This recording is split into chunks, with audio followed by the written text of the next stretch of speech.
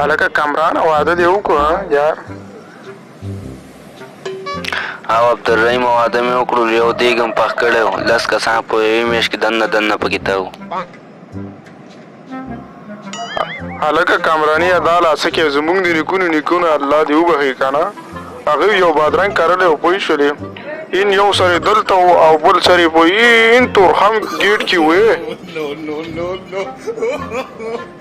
نه هلکه دومره غټ به نه و.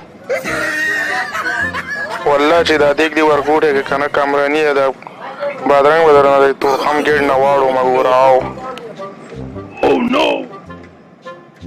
زمونږ چینل سبسکرایب کړی نه وي زمونږ چینل سره سبسکرایب کړئ او په خوا کې د غنټې نشان په حال باندې کلک کړئ. او که زمونږ فیسبوک پیج ته هم نه وي تللی زمونږ فیسبوک پیج سره هم فالو کړئ او لایک هم کړئ در سره او شیر کول هم در سره مه هېروئ، ملګرو سره شیر کړئ ضرور.